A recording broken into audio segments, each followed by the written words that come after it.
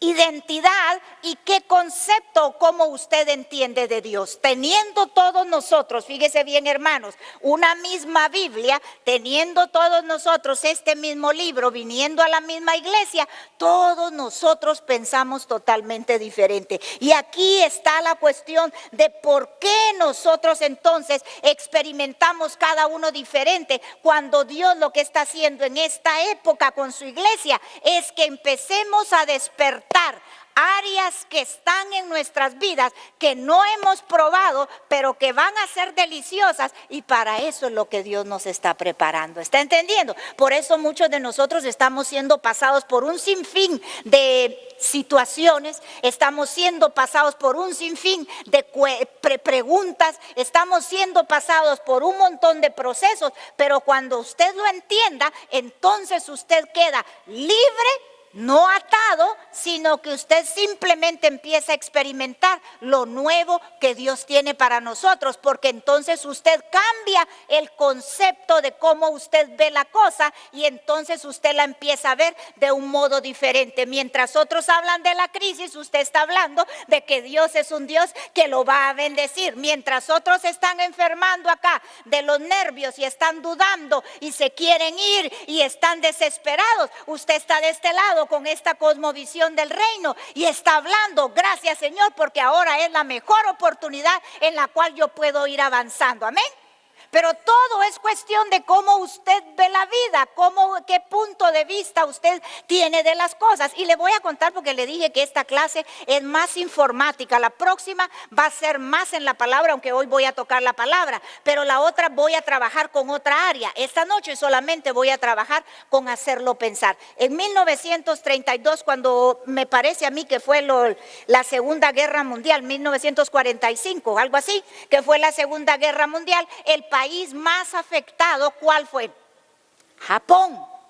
Japón, el país que quedó pero totalmente, ¿verdad?, destrozado, devastado. Sin embargo, la mentalidad del japonés 20 años después de 1945 ya se había recuperado totalmente. Y hoy en día Japón es una de las potencias más grandes del mundo. Oiga bien, los países de Sudamérica, todos los países de donde venimos nosotros, incluyéndome a mí, ¿qué es lo que pasa? Nunca hemos sido atacados como el Japón. Nunca.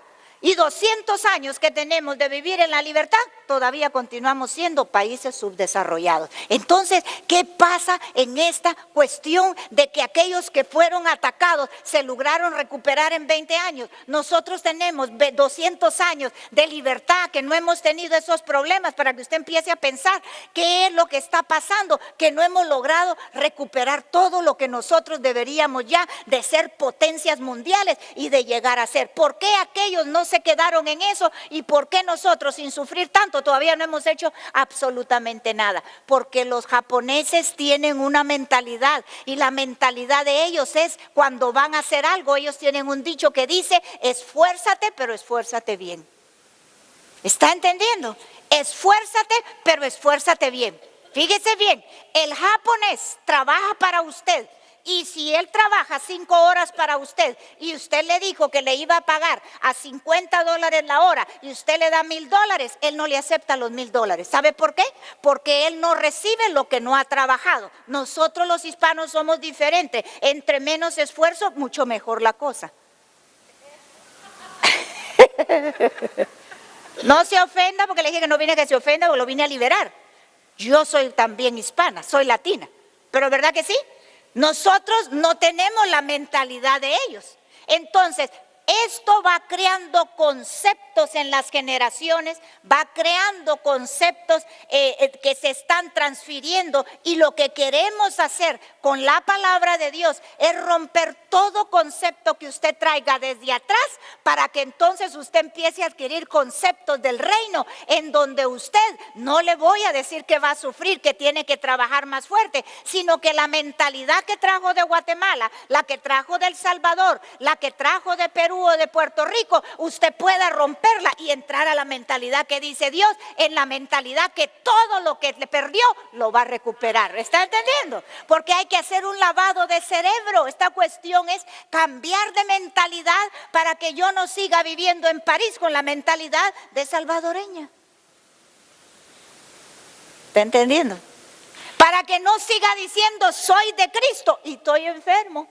Para que no siga diciendo aleluya y amén, estoy en la palabra y no tengo ni un centavo. ¿Estamos comprendiendo a lo que quiero llegar?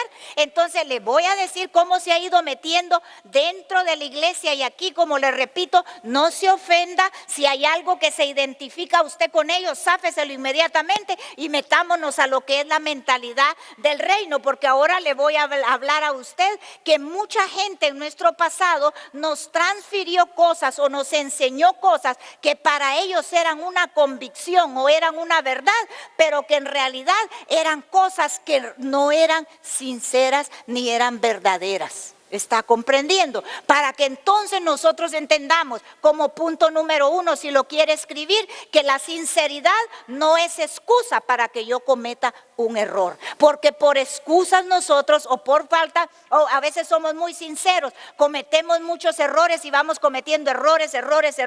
Y nosotros no tenemos excusa de cometer más errores, sino que debemos de empezar a entender lo que la palabra de Dios está hablando. Una cosmovisión es la forma de cómo nosotros interpretamos la realidad. Cómo usted interpreta su realidad, cómo usted juzga lo que es su realidad. Porque le repito, yo me encuentro a diario con gente que tienen la misma Biblia que yo y la realidad de ellos no es la realidad mía. La realidad de otros afuera tampoco es la realidad que yo tengo. Y la cuestión es meterlo a usted a que viva la realidad que Cristo vino a enseñar en la tierra, para que no importa en qué país, no importa en qué trabajo, no importa dónde usted esté, usted va a vivir en la realidad del reino de nuestro Señor Jesucristo. ¿Cuántos dicen amén a esto? Entonces yo estaba haciendo una investigación cómo se metió el humanismo, y creo que Luis sabe más de esto que yo, pero yo me tiré una media estudiadita por ahí,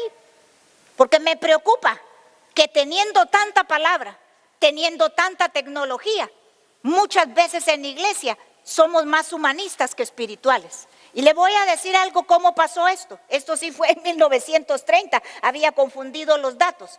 El doctor Robert Hutchins empezó a decir en la universidad que en la universidad se debería de empezar a entrenar a los universitarios para la vida.